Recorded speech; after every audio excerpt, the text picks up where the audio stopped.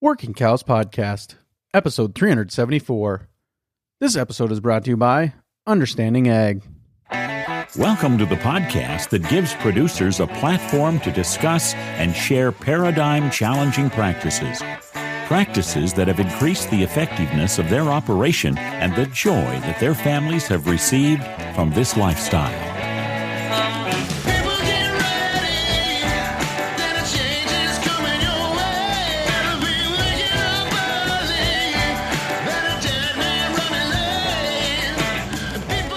Howdy, everybody. This is Clay Conry, host of the Working Cows Podcast, recorded exclusively in the Understanding Ag studios. And this episode is brought to you by Understanding Ag. We've been fortunate to feature some of the world's leading regenerative ag and adaptive grazing experts on our show. And many of those experts are farmer, rancher instructors from the nonprofit Soil Health Academy. This year, you'll have several opportunities to experience and profit from attending one of their remarkable on-farm schools and workshops. Whether you're interested in learning more about diversifying corn and bean rotations to increase profitability, merging multiple species and marketing, grazing on the high plains and in northern environments, regenerative farming and ranching, or enhancing profits and production in your beef or dairy operation, the Soil Health Academy has a school for you. One of the best investments you can make is in yourself. So visit soilhealthacademy.org to learn more and register. Financial assistance scholarships are available. Very excited to be joined today by Luke Jones and Brian Dougherty, both part of the Understanding Ag team, and we're going to talk to them today about cover crops. We're going to talk all things cover crop. What's the goal of a cover crop? What are we trying to do on the landscape with a cover crop? What are some keys to success, ways to set yourself up for success, and ways to think about the different species mixes that we're using in cover crops. And then this is the Working Cows Podcast, right? We're going to talk about livestock integration into cover crops as well towards the end. So really excited to welcome Brian back and Luke for the first time. So Brian, Luke, thanks for joining me today on the Working Cows Podcast. Good to be here, Clay. Yeah, thanks for having us. Yeah, excited to have a conversation about cover crops. Fresh off of a Soil Health Academy myself. Luke, you're in Indiana, getting ready to teach one there. And, what kind of clicked for me, things that I got to hear with my own ears, see with my own eyes, is that when we start to institute these cover crops, that really what we're trying to do is speed up biological time. Am I remembering that right? Is that one of the ways that you guys at Understanding Ag talk about it? And what do you mean by that?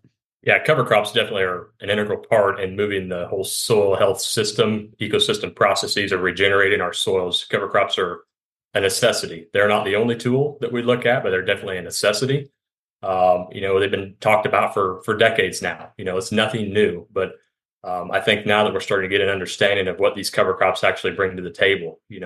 Back when I first started understanding cover crops, it was a lot of monocrops, whether it's tillage radishes or just cereal rye only, things like that, or leftover wheat.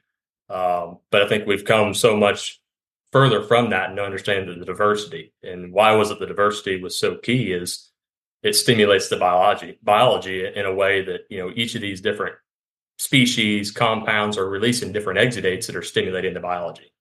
And if we understand that the system that we are working with is biologically driven, then what better way to stimulate and prime them through diverse cover crops and getting them established in the system any way that we can to capture that all important for ecosystem processes of the energy cycle, right? One of my favorite things that I talk about and that excites me about this whole regenerative ag movement and building soil health is anytime you wake up in the morning, you've got a great day to make things happen, no matter what the system is. Get a living plant out there, capture that solar energy cycle, and let the whole chain of events happen from there. We are the biggest inhibitor of life on the operation ourselves and our management decisions. So I encourage it any way that I can get something out there growing. I don't look at anything as a weed anymore, even if it's an escape or something.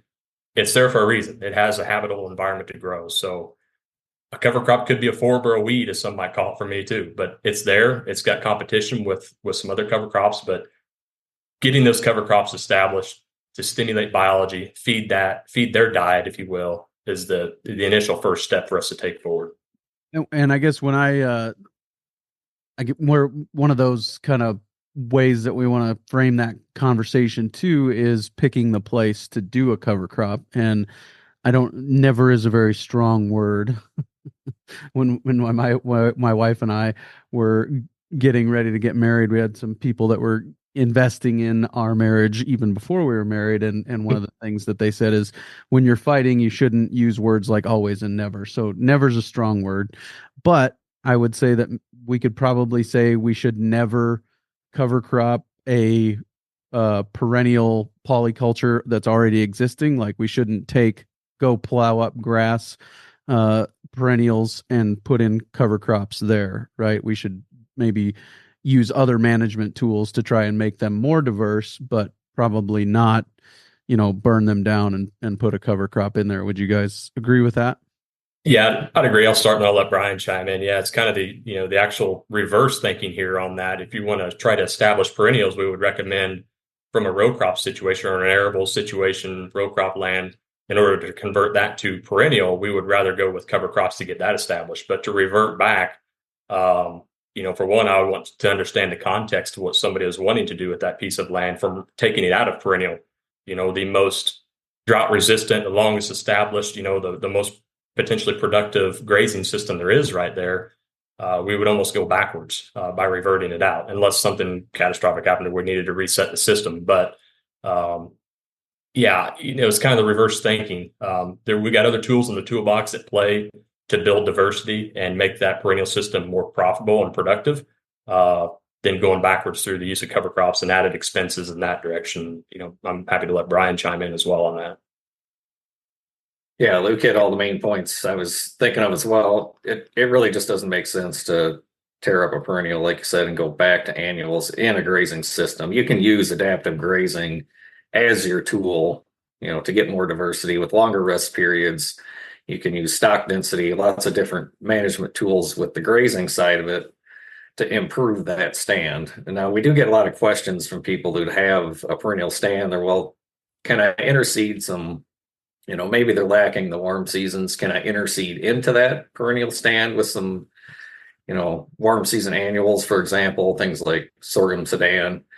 And yes, you can do that, but it tends to be difficult to get a good stand. That perennial mix is pretty competitive, and it's just generally doesn't turn out that well. So.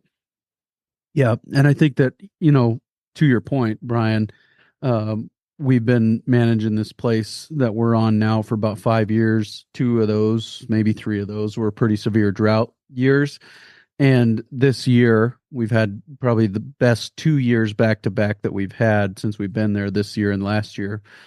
And what we're noticing is, in some of those places, because it was all old hayfield, very dominated by crested wheat, pretty sparse, a lot of bare ground. But what we're noticing in some of those places, now that we've had good moisture back to back years, where we've had, a few years of adaptive multi-paddock grazing style management, we're starting to see other things come in, and they maybe aren't, they're not the native warm seasons that we'd love to see eventually, but they're not, it's not only crested wheat anymore. That latent seed bank is starting to express itself. Now, this year, what I've been seeing is alfalfa, and obviously we don't want that to dominate the stand either, but it's something, another plant species out there doing what it can do to help the soil get back in shape is better than just that basically monoculture of crested wheat. So I think, that's, at least in my experience, true, that just grazing right, eventually those hay fields will begin to rehabilitate themselves. Now, can we speed that process up? Maybe, but again, back to Luke's point, it's context. What is our context? What are we trying to accomplish? And then make our decisions from there. And I think that probably, at least in my mind, the scale is, if it's a monoculture of an introduced species like crested wheatgrass, maybe that helps us tip the scales a little bit more in favor of entertaining the idea of a cover crop.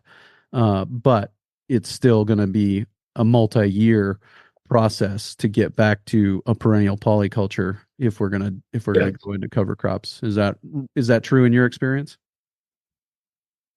Yeah, Clay, and to that, like you're saying, you had some drought periods there. We can do everything right, but if it doesn't rain, the deck's against us. We can only do so many things that compensate for lack of moisture. But we as humans, our first inclination is to go in there and we got to do to fix this. We're going to throw all the cards on the table, throw the money out, throw in cover crop seeds. Well, if you're not getting enough moisture to get your forage to produce anyway, why do we think, even though it's a better, maybe a potentially better cover crop that'll utilize moisture a little bit more efficiently, but it still takes moisture for those, added seeds in that system to grow and do their job. So the steps that it would take for us to get those established, whether herbicide, tillage, more drilling, copse of seed, everything that we've taken there to do that, maybe the best plan of attack would have been to destock or forego that ground a little bit just to let it actually do its job. Because as you said, now that you've got a little moisture, how much better that ground has responded to that proper management. So I'm not going to cast stones at anybody that feels like they need to try to improve their system at all, but I think there's better things that we can do. Rest and just deferring that ground a little bit in those types of situations versus trying to maximize every little ounce out of it when it's really exhausting it, if you will. When we talk about speeding up biological time, what is that journey like? Where are we starting and where are we ending? What is the target we're shooting at when we're trying to speed up that biological time? Oh, that's a good question. I think it's pretty variable. Every environment, every climate is going to respond differently. The level of intent that you have as far as being dedicated to getting diverse living roots in that system, they're all going to respond differently. So the wonderful thing about the regenerative standpoint here is that there's no recipe, there's no formula. The only formula that I believe in is 634. That's an understanding. That's our platform that we stand on. That's the only formula that's all inclusive that goes across every acre. How that fits into your context, that number one principle, that's where we got to go with this. But as far as timing, typically the 3 to 5 year period is what we like to see things start to crank and turn around.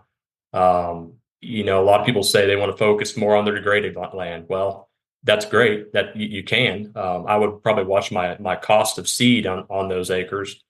Because you're probably going to get a slower turnaround on those. Whereas if I'm going to start to increase biological activity, I'd probably even look at some of my more productive ground and have my better utilization of money invested there to really see some return on that. But that degraded soil still needs something, some roots in there to get it to start to come to life, if you will, and get some oxygen breathed into that soil. Yeah, that's a good question. Like Luke said, it's a tough question to answer because it comes back to the context.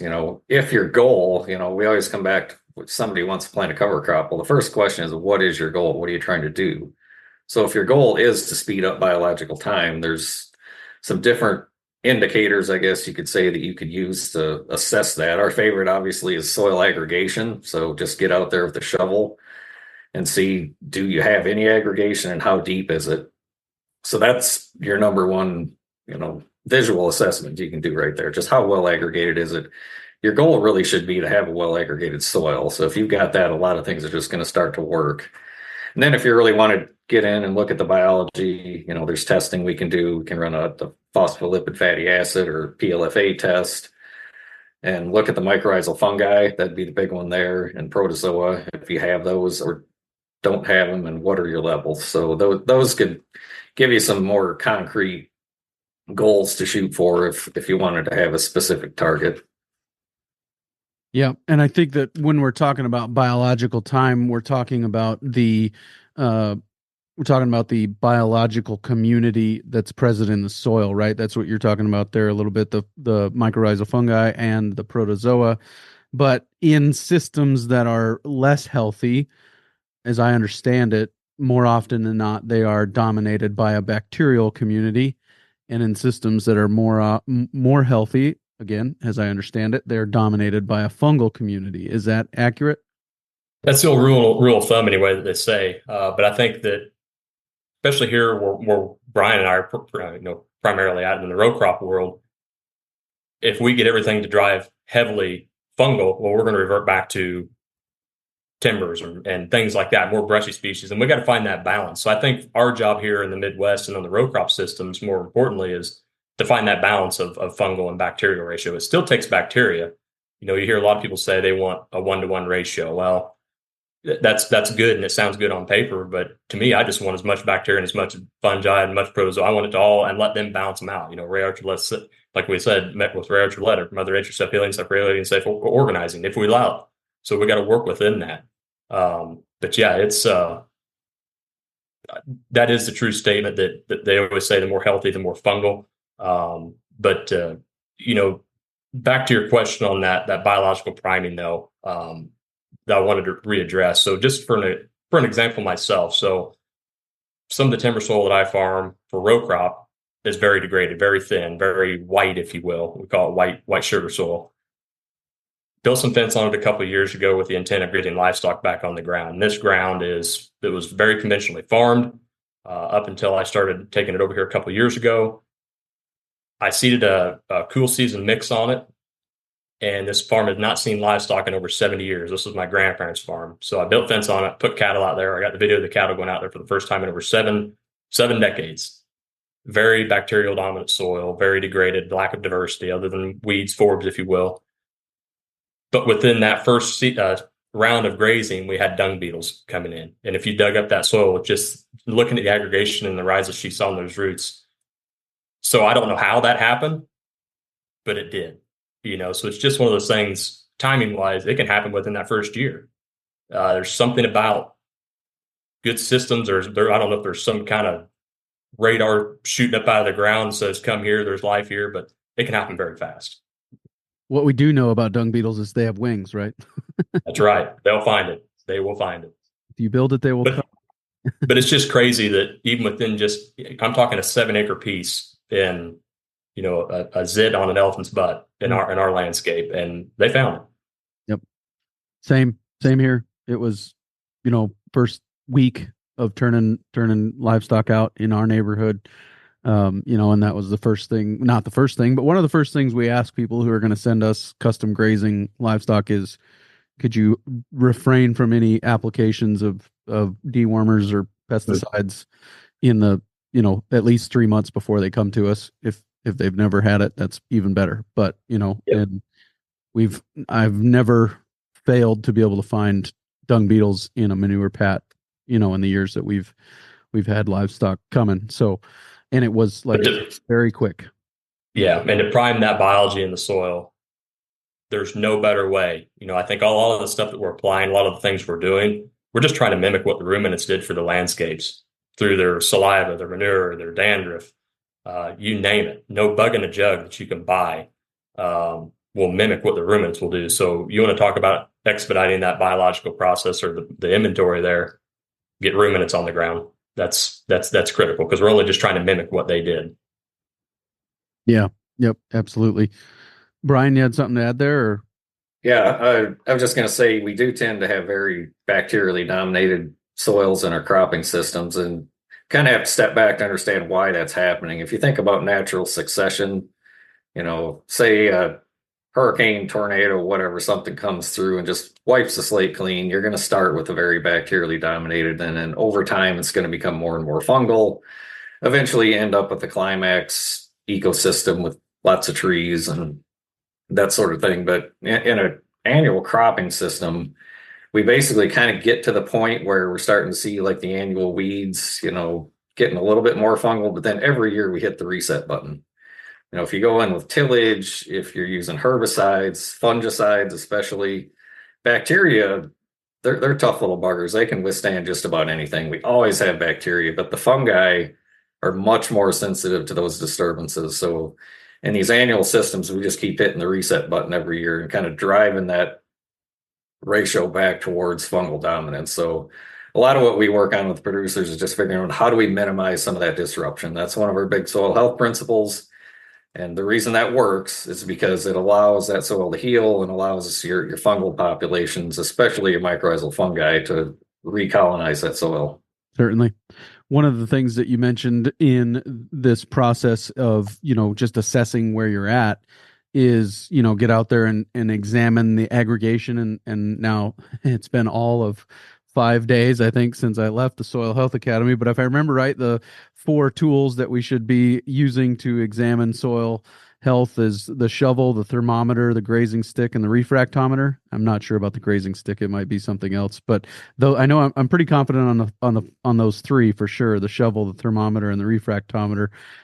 Is that I'm right about that? Is there, what was the 4th one, the grazing stick? Is it a different one that I forgot?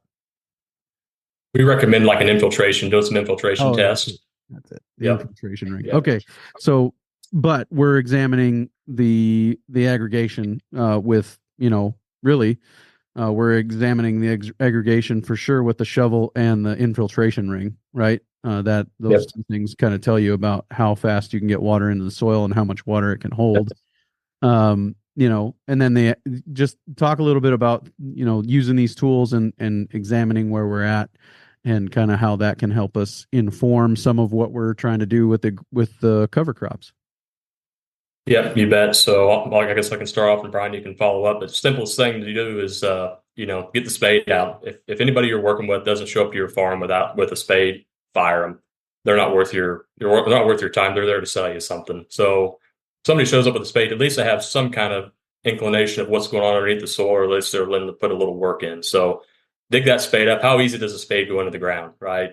Check it against your cropping fields. Check it against your fence rows. Find those undisturbed areas so that you can at least feel for yourself and keep those in your mind when you're doing and digging around.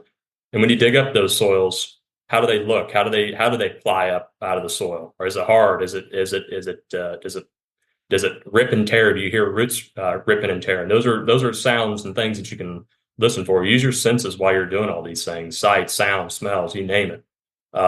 As you dig up that spade of soil, I like to, off the shear side, I like to just break it down the middle and really get an observation of what that soil looks like without being cut through with the spade. But then we look for the aggregation, as Brian has talked about here, and it's that: do we have that chocolate cake? Some say cottage cheese. I prefer chocolate cake over cottage cheese by a long ways. So does it look like a chocolate cake? That porosity, the crumbly, granular kind of structure. How deep is that? Can you see that layer of carbon that we're pumping into that system? Do you see that moving deeper? And take these samples and compare them to each other from the row crop and the undisturbed area or minimized disturbed area. Look for that. What's the temperature feel like? Use your thermometer. Look at the surface temperature. Get the probe from that thermometer and check the 4-inch temperature. See what the differences are there.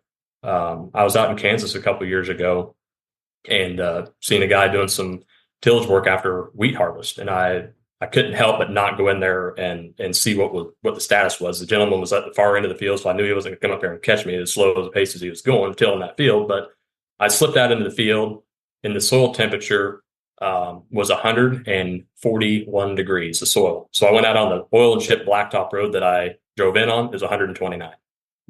Okay, so our soils are hotter than asphalt, and that shouldn't make sense. But it's just those observations like that we need to be making. So we're definitely lacking armor. Lacking aggregation to help oxygen staying in that soil. Those are the things that we like to look for with the spade. And then the infiltration test, get you a water bottle. 444 mils is equivalent of an inch of rainfall. So get you a water bottle, dump it out about where the neck tapers down. It's close enough. And then time it. If you're sitting there past 10 minutes, kick it out and move on. Know you got better things to do. You can sit there and watch it if you want to relieve it and come back and check it. But I got too many other irons in the fire. So if it's 10 minutes, I'm kicking it out and moving on. But observe how fast that water's infiltrating. Observe the conditions that when you did that. Was it rainy before? It's going to be reduced infiltration prior to that. If we had rain prior to doing that test. Things like that. And then the refractometer, as we improve aggregation, as we pump more carbon into the system, build more soil health, those Brix levels will start to increase as well. And Brian, you can chime in whatever else you'd like to on that as well. Yeah, I was just going to say on the infiltration, obviously incredibly important. So that's really going to give us a good indication of, do we have those macropores in the soil? Because about 70% of your infiltration rate, it's actually the big macropores that are made by, say, earthworm channels or old root channels or something like that. And so again, if you've got too much disturbance, you're not going to have that. It's going to shut down your infiltration rate. So I like to see it under 5. Even a minute or two for that first inch in a really healthy soil is entirely achievable. The other one I like to do out in the field is just looking at how stable are those aggregates. So super easy test. Just get yourself a little scoop of water, take a little pad of soil and drop it in there and just let it sit for about 30 seconds and see if it falls apart. And then give it a quick swirl for maybe 5 seconds again, see if it falls apart. If you have the biological glues that you need for stable aggregation, that little pad of soil should hold together and that water should stay clear. So another super simple, easy test you can do in the field. If you really want to know how are you doing on aggregation, not only how does it look, but how stable are those aggregates? Because they're constantly being formed and broken down in the soil by the biology.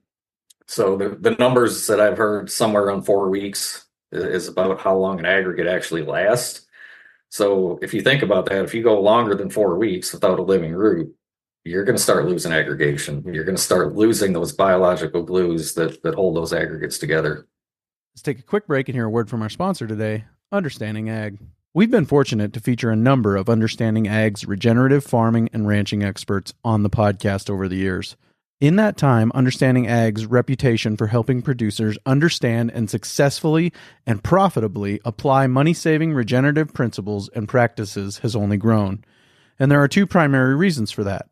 First, Understanding Ag's consultants are farmers and ranchers who've been there, done that on their own regenerative farms. And second, Understanding Ag's consultants aren't in the business to sell you costly inputs. They get no commissions and you get no pressure. Just profit-building solutions for your operation. Learn more at understandingag.com and discover the hope in healthy soil.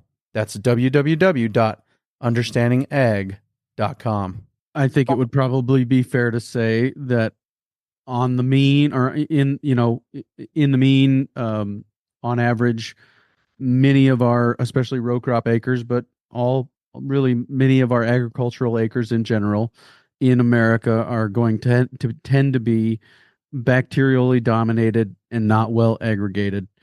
And so we could just say, here's something to consider. We're not giving you a recipe, the 6, the 3, and the 4.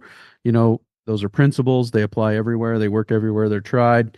But what are we going to do if we do come to a field and it's not well aggregated and it is not a healthy soil?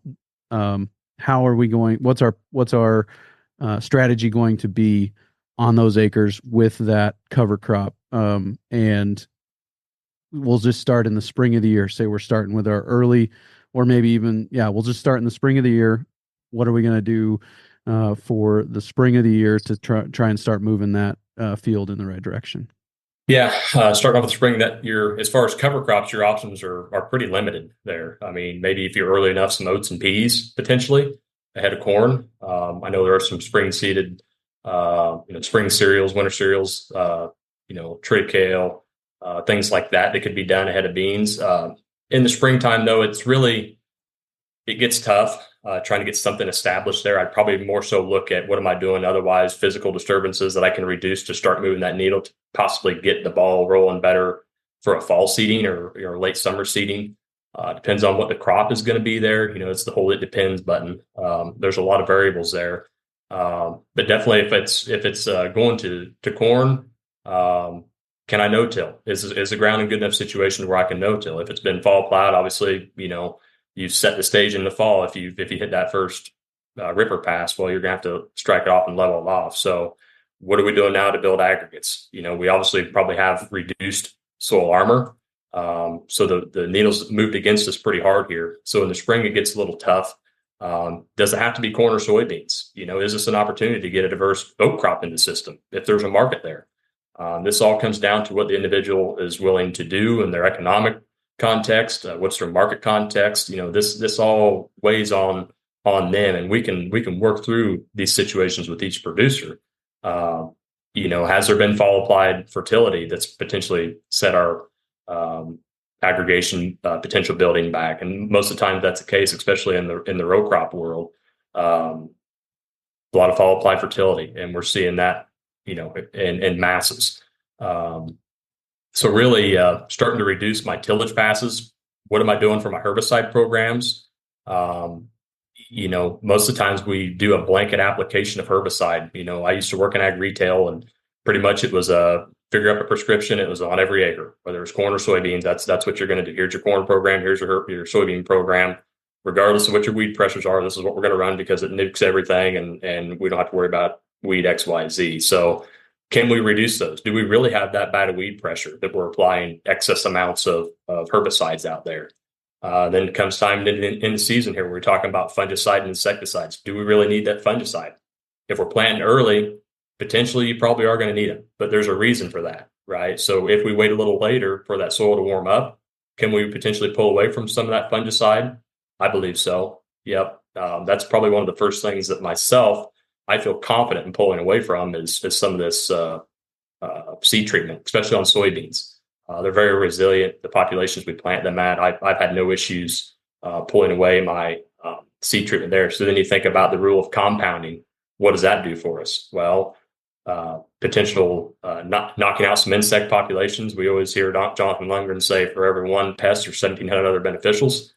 Well, people that have battle with slugs, things like that. Well, if you apply that seed treatment, that neonic on that soybean, well, the slugs are going to drag that across and start to tear out a lot of your ground beetles, which is the actual predator for some of these other issues that we've got in there. So it's just a rule of compounding there. The more we can start to pull away from some of those, if they're able to, and if they're willing and can potentially, if they economically can afford it, it all depends on their goals and their visions. What do they want to achieve here? As we move into the fall, it gets a lot easier though. As far as determining how you can start to improve that soil. Sometimes in the spring of the year, you just almost have to deal with that in a row crop world. But in the fall, maybe in that springtime, like you said, maybe I thought, well, if I want to get something established here this fall, this gives me the opportunity to bump my maturities up so I can get in there at a timelier manner and get something established and have a better success rate. A lot of people are chasing yield, which I get it. Yield is part of the equation. But we're still seeing very economical yields, even by bumping some of these maturities up.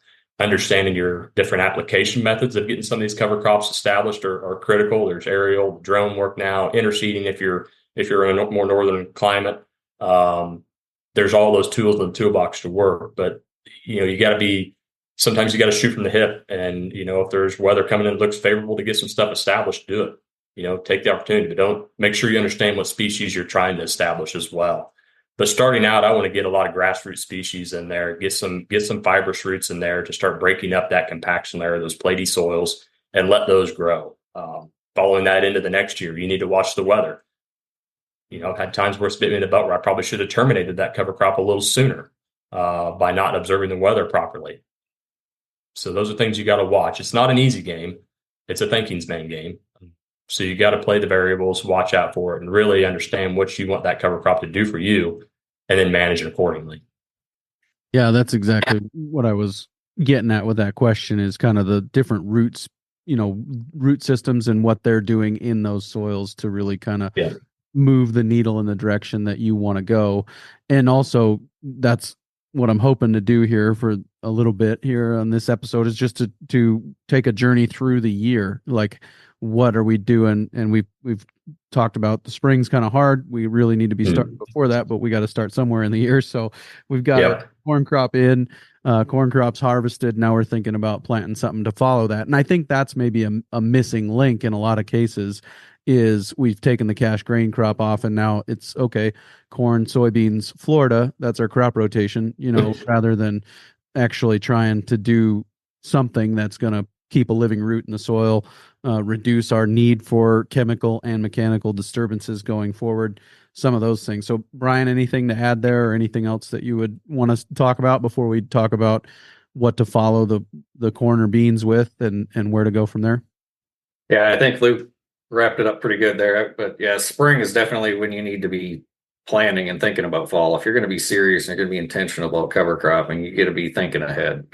Like you said, it's a thinking man's game, and don't wait until October to order your cover crop seed. If you're planning to plant a cover crop in October, you need to be planning this stuff out months in advance. It's a system. You need to be giving just as much thought to that cover crop as you are to your cash crops if you're going to be successful with them. So where do we go from cover crop or from cash crop harvest? We've got that We've got that cover crop seed, as Brian just said. We've got it already there, ready to go. We've had it. Had this plan in place. What are some of the things that help frame in our thinking there and the strategy?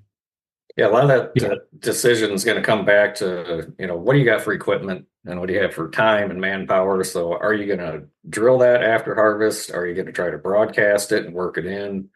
Are you going to try to fly it on before harvest? Any of those can work potentially. Drilling almost always is going to get you the best stand, but it is going to go in later. So that's going to limit the species that you have to choose from. So you really got to think about the calendar. Where are you going to be at when you seed? And that's going to inform which species are going to work for you and, how you're going to manage that. Talk to me a little bit about kind of the diversity of these cover crops and some of the things that you're thinking about there as far as strategy goes. Yeah, as far as diversity, we'd like to see, we have the rule of three, 3 grasses, 3 legumes, 3 forbs. That's a 9-way mix right there, which is way more diverse than what most people are going to plant. So obviously, if you're going to do that, you need to be probably, if you're in the upper Midwest here sometime in August or September to be successful with that. But generally, the more diversity you can get out there, the better that cover crop's going to work. So the grasses are great for breaking up surface compaction. They put out a lot of root mass, great for protecting from erosion. So they definitely have a benefit. But if we really want to drive aggregation deep, we have to have that diversity and those crops having that synergistic effect happening underground. We need some forbs in that mix, some broadleaves to put down deep tap roots and work, synergistically with those grasses if we really want to make some longer term gains in soil health. So diversity is just such a critical piece that I think is kind of overlooked or not given enough emphasis especially in our corn and bean systems where we're lacking any diversity in the cash crop part of it. And again, diversity comes up in all 3 of the 6, the 3 and the 4, right? And so we need to, we can't really hammer that point hard enough that it is an integral part of this. And when you go out into those perennial polycultures in a range setting, that's what you're going to see is diversity, in healthy ones, right? In less healthy ones, less diversity, but you're going to find diversity in those. And that's really what we're doing with these cover crops is trying to mimic nature, trying to get those things out there, get the diversity out there that attracts a diversity of soil biology and all of those things. So I think that's an important piece to not overlook for sure. I was just going to say each plant has a slightly different microbiome that's associated with it. They're all feeding different critters in the soil. And if we want to get at nutrient cycling, which is usually one of the goals in our crop systems, we want that cover crop to do something for us. We want it to make nutrients available. We want it to fix some nitrogen. And if you don't have diversity out there, that is just not going to happen. You got to have multiple species out there that are going to get your phosphorus solubilizing bacteria, your free living nitrogen fixers, all of those things, that we need the aggregation, but we also need the diverse root system to go with that if you want to have good nutrient cycling. I would even echo that, Brian. Even starting out, we used to, tread lightly, and we try to work within the client's context as far as what their comfortability level is on working with these cover crops. But I think they're going to be much happier, even if they just go with three cereals to start off with instead of just rye. Plant 3 cereals. At least get something out there with Nebraska, something. Then if you get comfortable there, you can start to add in more. But for me, I'm going crazy enough that I want as much flowering species too. So I'm looking at flower shops, anything I can throw in there for my summer annual mixes, which we'll touch on that a bit. But anything to get something flowering out there, I don't care. I just want something that's going to increase diversity for my insects as well. Because for me to have this whole system cycling and functioning properly, I need the predators above ground as well. But that's what I'm looking at. And they've got species like annual ryegrass, not cereal rye, but the really small seeded annual ryegrass, very, very good cover crop, but the management level is not something to shy away from on that. So it's not for any early beginner. I would say start with your small grains to start off with for sure, but it's got a lot of great compounds to it, breaking up hard pans and it's just got an incredible root growth. But that's where I would not start with something like that in the mix. Yeah, as far as cover crops throughout the year, kind of getting things harvested off in the fall, planting this cover crop for for the through the winter. What are we thinking about come the spring? Kind of bringing that full circle, that conversation full circle. What are we thinking about for the spring and some of the strategy there? Yeah, so for the spring, you better understand what tools you have at hand to manage that cover crop prior to planting the cash crop. Whether you're going to plant on herbicide, whether you're organic and you have to relate to tillage to make that happen. Is it a roller crimper, mowing, grazing? What options are you going to use to manage that cover crop? You need to be thinking of that ahead of time, and you need to have some backup plans if something goes wrong, if it gets wet or if it gets dry. You need to have some multiple strategies laid out for that.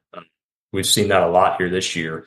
Guys were probably pretty quick to pull the trigger on everything, killing cover crops off, but then we hit a little wet spell there, and I think that it kind of set some folks back in the cover crop world because that ground just didn't dry out very fast. But if we had a living root there, we were able to kind of help regulate that moisture in the soil. So I guess my point there is don't treat every acre the same. If you are going to maybe terminate some of your drier ground.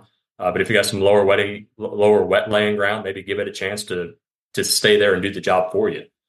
So make sure you know what tools you have, and work with somebody, understand what access they have to tools as well. Don't just go buy equipment just to think you're going to do it and jump in.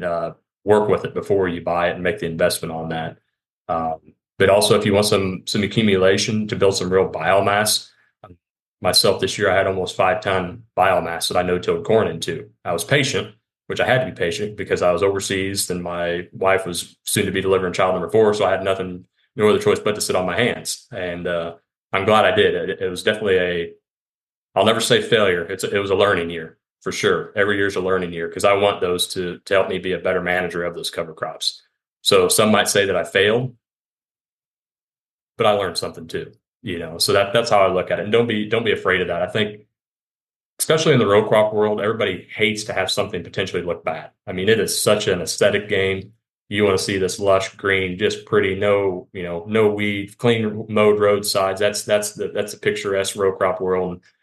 I think we need to get away from that. That's just so boring to me. I mean, I've seen more things happen to the positive as far as biodiversity by delaying mowing until after August 1st. And that's just so I can get some stuff knocked back to make harvest a little easier. We've got to change the attitude there as far as what pretty is. And a lot of people think that corn needs to look just phenomenal coming out of the ground. Some of mine looked pretty spindly, pretty tough coming through some of that cover crop. But right now, other than being a couple leaf stages behind and tasseling, color looks just as good as anybody else's with only 70 pounds of nitrogen applied on it. So it all depends on what somebody's willing to take a gamble on and play with. But you need to understand that if you want to terminate that cover crop sooner, you're probably going to have to do it with a herbicide more so than likely. That cover crop is going to break down sooner due to its lower seed-to-end ratio. For me, I like to see that cover crop in that 20 to 24 to 1 seed-in ratio of a good balanced mix, because that's going to be my slow release fertility throughout the growing season. And that's what I want. Plus, it's going to build me armor on the soil, not only to help maintain moisture, but to protect that soil from erosion. But build the habitat for the biodiversity that I want to come in there, and it just starts to compound from there, protect it from the sunlight, all the good things like that. So that's my approach on that. That's a carbon to nitrogen ratio, the C to N ratio. C to N, right? That's correct. Yeah. Your preference just happens to be the ideal for biology, right? 24 to 1. Yeah, I'm not that smart. I go by the charts. We talk a lot about carbon to nitrogen ratio, and that's something really important for people to understand where that's at. So if you're going to grow corn, for example, and you've got a grass cover crop ahead of that, so you've got a grass going into a grass, to be on the safe side, you're probably going to want to terminate that a little bit sooner and have a little bit lower ratio there on the carbon to nitrogen, or change your nitrogen management so that you've got enough nitrogen early season to break that cover crop down. Whereas, say, going to soybeans, a little bit safer bet to let that go ahead and grow. You can get up 35, 40 to 1 carbon to nitrogen on that. And that can actually be a good strategy. So again, what's your goal? Do you want surface armor? If you terminate it early, you're not going to have surface armor. It's going to melt away pretty fast. Whereas if you're going to plant soybeans green into rye, and let it go and roll it down later, that's a great strategy for building armor and especially for weed control.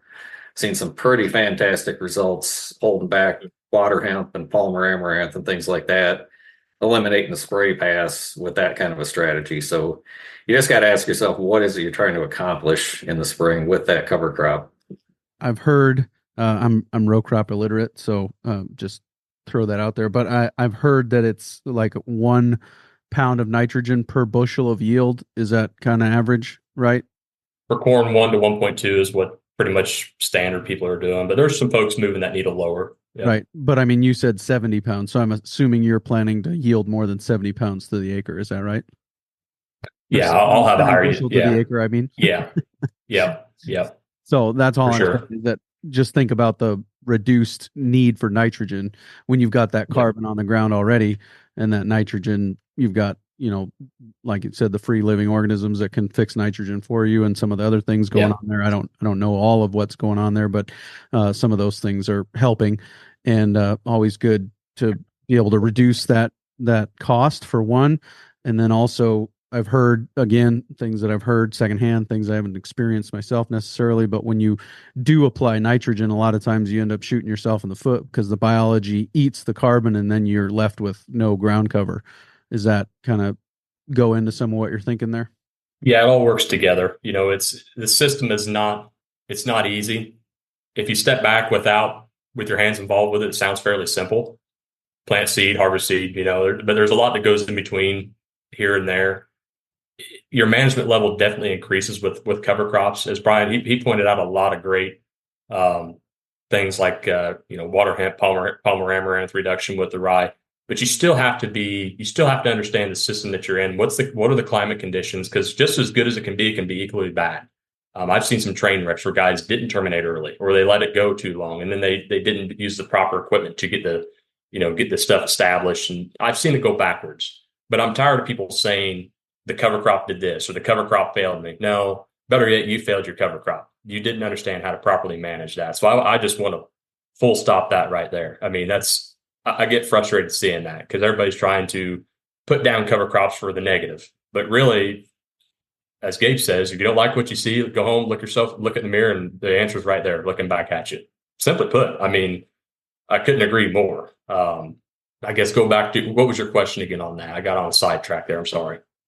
No, that's all right. I was just talking about kind of the fact that we're managing this carbon nitrogen ratio, and sometimes nitrogen exacerbates the problem of a lack of carbon on the soil surface. Yeah, and I'll quote Brian Dougherty here since he's on the call. It's kind of if you apply more, you need more. He said that a lot in some presentations, and I couldn't agree more with that. We get in this system where we think we're going to solve this. We got to have it looking pretty. We got to apply this, but now we need to apply more. Well, we've loaded this plant with extra nitrates. Well, now it's going to be probably more susceptible to disease. So now we're going to need more fungicide. Just the whole hamster wheel just keeps spinning in our row crop world, and it's frustrating to see. I've spent many years playing in it, keeping it going along as it is today. But you hit a wall at some point and think that this game is not you're not going to the poker table to win. I'll guarantee you this, that the guys dealing the cards, the guys that's taking the money as you go into this casino, they're the ones making the money. So it gets frustrating to see this. And I hate seeing the current mental state in agriculture right now. We're seeing corn prices drop below $4 pretty soon. They're not there yet, but if I'm sure local delivery is below $4, that's making some guys that have already put the money on the poker table starting last fall for $5 to almost $7 corn at some points to really gamble hard. But pressure's pushed against us now. So how can we work more with this biologically? Get that cover crop out there. Yeah, it costs money, but it can also make you money if you manage it properly. Reducing those inputs, utilizing what that plant has taken up, and understanding that we're probably not being very good stewards of the nutrients that we are applying. It's not just, we've talked about before, it's not just switching to no-till. It's not just planting cover crops. It's not just the 4 nutrient strategy program. It's all of them combined that's going to make this system work. So we can't cherry pick and expect everything to work perfectly. It's not going to. Mother Nature does not ever work like we expect her to. She's always batting last. She's batting 1,000. She's never lost a game in her life. But how well we work within her context as much as possible will set us up for the best potential success. So, I'm, ahead of my corn crop. I'm definitely balancing out that seed in ratio. I'm applying a little bit of nitrogen at planting time. And if it looks like I've got enough accumulated in that cover crop through some biomass testing, shipping those off, pulling some Haneys to go along with that and PLFAs, then I can start to play the game of how much can I cut back here? How low can I go? And, it's as of right now, 70 pounds with what I've got on with the cover crop is going to take me through to harvest. Well, you find yourself on that hamster wheel of just adding a little bit more all the time. I think Monty Bottens would say that makes you a moron. You just got to go out there and put a little more on. And and so if we haven't offended everybody, we'll turn to talking about cows here after I let Brian say what he had to say. I was just going to say one tool we haven't touched on yet is biomass sampling. So it's nice to know what you have out there. A lot of people don't want to mess with it, but right before you terminate that cover crop, just go out, measure out an area so you know how much you're collecting, cut it off at the ground and send it into the lab, and just have a biomass analysis done. How many pounds, you'd be amazed sometimes at how many pounds of nitrogen and phos and potassium and micronutrients that are actually pulled up by that cover crop. To me, that's your fertilizer truck. So do you want to pay the co-op to come out and spread 150 pounds of potash when you got 400 pounds of it standing there in your cover crop? I mean, that's your surface fertility application as that breaks down. So it's just a different mindset. And if you don't run that test, you're never going to know what you have out there. Now, are you going to get all those nutrients back right away that first year? No, you might not get any of that nitrogen, depending on, again, how high is your carbon to nitrogen ratio? What's the temperature? How much moisture do you have? All these things play a role. So it's difficult to predict exactly what you're going to get when, but it's a very important piece of the puzzle. And it's if you at least do it once, if you've never taken a biomass sample, just to see what that cover crop's doing. So yeah, this is the Working Cows podcast after all. I'd like to turn to talking about livestock integration a little bit, grazing cover crops and how they fit into this system that we've been talking about. We've been talking about a cash grain system mostly, where we're using cover crops as a bridge from one crop to the next and some of those things. Where do livestock fit into this system that we've been describing? And to me, it's a no-brainer. But I also want to step back and say the soil first, the livestock and the soil first. We have to take care of them, and that's through living plants, right? We always say healthy soil, healthy plants. Well, what comes after healthy plants? Healthy animals. So we got to understand the hierarchy there. Take care of the animals in the soil first. Dave Brent did a phenomenal job building soils, improving his soils just through cover crops, living roots, crop rotation, diversity, armor, reducing its disturbances, you name it. But the one thing he did not have was integrated ruminants. I think that is the cherry on top of the whole sundae here that we're snacking on in this regenerative movement. But it's not for everybody also. Some folks are just so spread out on a scale. Their farm is a business and they don't have time to jack with it. But I also think livestock, to really make this thing scale and go exponentially further, what a great opportunity to bring Junior back to the farm or have somebody else's kid in the neighborhood that's interested in farming or interested in grading livestock to understand how to properly adaptively graze livestock on those row crop acres is a win-win-win for everybody. It's a win for our communities for sure, by getting those animals out there, helping to reduce, wind erosion, nitrates in the water. I mean, you just name it. What cover crops can do, that's great, but what cattle can do to the cover crops as well, that's a whole other story. Because if we understand what cow takes in, about 70% of that's going to come out the backside. What a great way to cycle some of those nutrients and get them into a readily available form for that next crash crop. But I think ruminants are critical. I can't stress that enough. I mean, I'd love to see animals across every acre in the Midwest. Will it happen in my lifetime? Probably not. I'm not that good of a consultant for understanding that. but it's just working within the context, right? Some people just don't want it. I think there's so many misconceptions about, for one, cover crops, but also livestock on the land. A lot of bad management in the past gave cattle a bad eye, gave sheep a bad eye. I mean, oh my God, that's why they got a sheep's foot roller out there. But honestly, I love grazing sheep. I've run, that's my main enterprise is sheep along with my row crop operation, but I've had cattle too. And cattle are much easier to fence through some of these cover crops. But you want to talk about a way to recoup some of the value that you've just put out there, but also probably get back a 3-to-1 return on that. Graze some animals across it, cycle that, and stimulate that. Because what those animals are doing, not only are they depositing biology, as we talked about, how to increase and fast track biology. So you're getting that biology inoculant through your livestock, but you're also stimulating those plants to say, ouch, I'm injured. I'm going to send off more exudates here to feed biology because I need some repair work done here. So you're going to cycle some more photosynthetic activity and really just make that whole system crank. And it's just, boy, it just sounds like all cylinders are firing at the same time when you got the livestock integrated on that acre. To me, the beauty of integrating livestock on the row crop acres is that you're just adding multiple benefits on top of each other.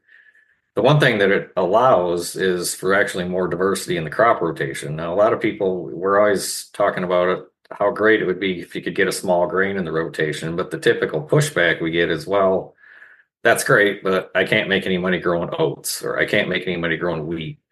But if you can grow that crop and then you're harvesting midsummer and you've got the opportunity to come in there with a diverse, multi-species warm and cool season mix, and then graze that, well, there's your economic opportunity. That's how you make that third crop pay and make it pay very well. So then you also get the benefit again of you're more than likely going to get better corn and soybean yields or whatever crop you're growing in the off years. So you got to look at the profitability of the entire rotation, not just that 1 year where you're grazing. So it's a multiple year benefit. And I'm sure it's the same in row crop as it is in livestock, that oftentimes the most productive operations are not the most profitable.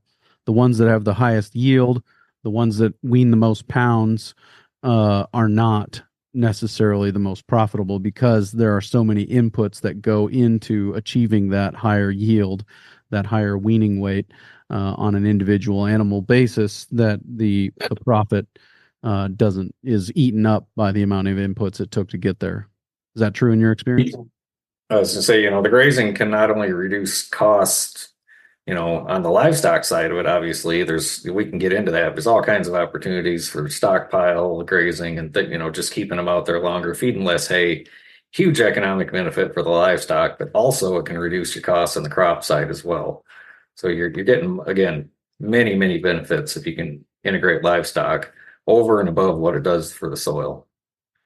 Well, I mean, just think of talk about a roller crimper as a termination tool. Well, that's burning diesel and everything else that you've got going on there. Whereas the livestock can accomplish some of, maybe not quite as exactly efficiently, but they're also doing more than just laying cover down. They're processing those things and shooting, like you said, 70% of it out the back. And those things are probably better than just plain old carbon laid down on the soil at the end of the day. Yep. Much better. Yep. So, just, I guess, anything else there as far as the grazing, the cover crops, and how that fits into a cash grain scenario that we've been talking about here for the most part? Well, we touched on nutrient cycling earlier, but again, another huge benefit there. If you take a cover crop that naturally, if you just let it decompose and die, it might take 6 months or a year, whatever it is, for those nutrients to cycle back through that soil system. You run that through a cow, you just did it in 48 hours.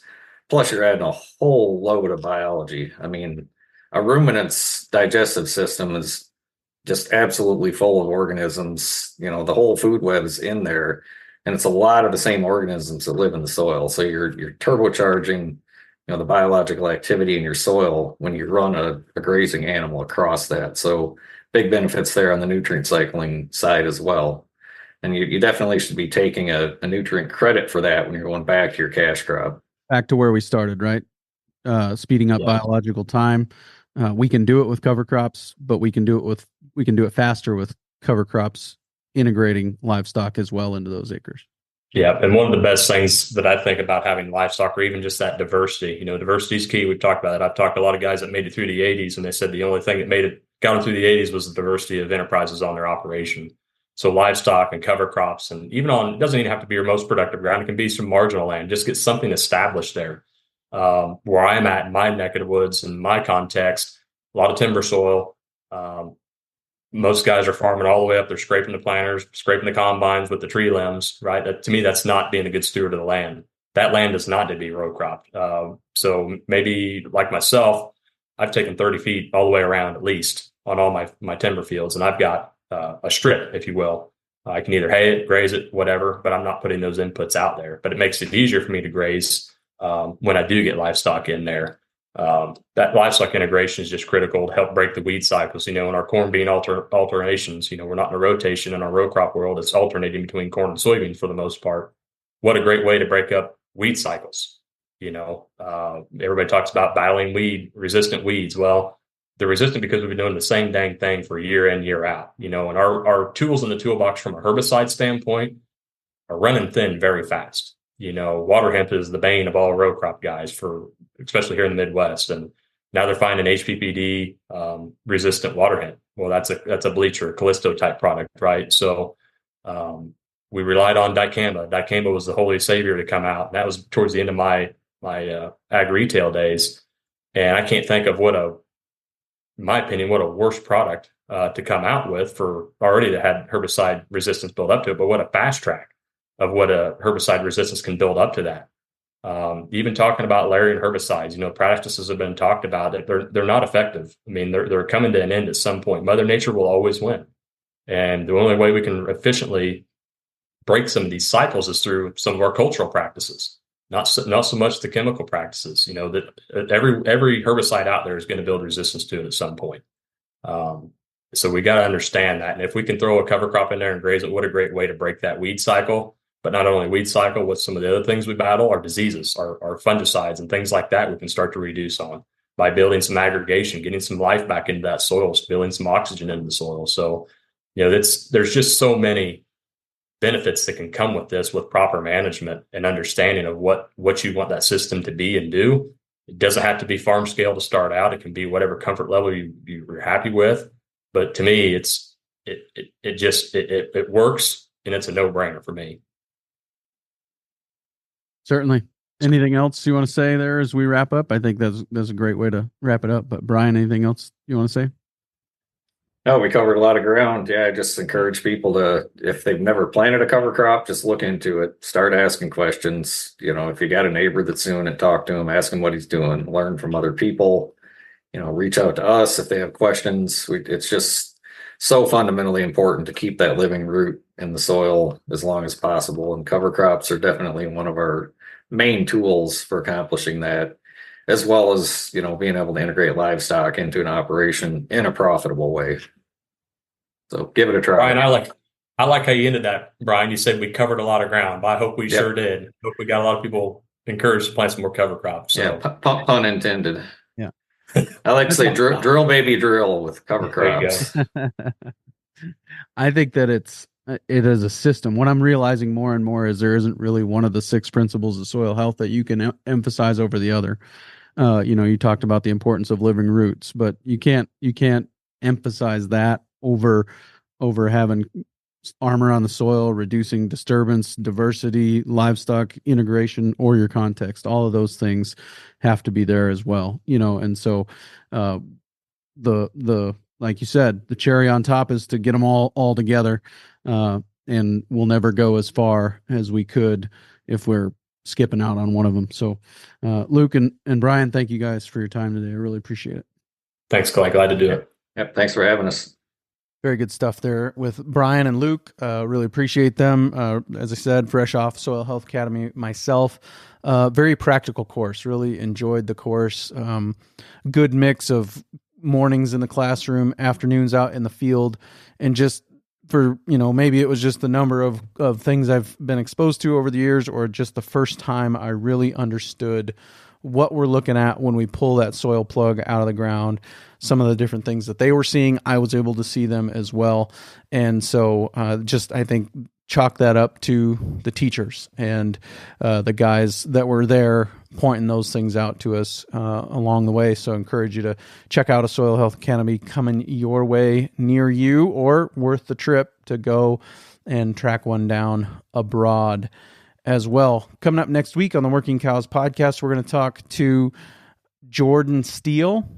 Jordan Steele is a member of a couple of different teams. He's a member of the team at Ranch Right. He's a member of the team at Ranch Management Consultants, and we're going to talk to him about forming entities, LLCs, S corps, C corps, and the like. So, what are the different considerations? What are the things to think about? What are the benefits, advantages, risks? All those things. Try to cover all facets of entities. Coming your way real soon on another episode of the Working Cows podcast. We will see you then. We invite you to visit workingcows.net to subscribe to the show via iTunes or Stitcher. You'll also find detailed show notes pages, resources from our guests, and the industry leaders who have influenced them. For more ideas on putting your cows to work for you in a more profitable way, tune in next week.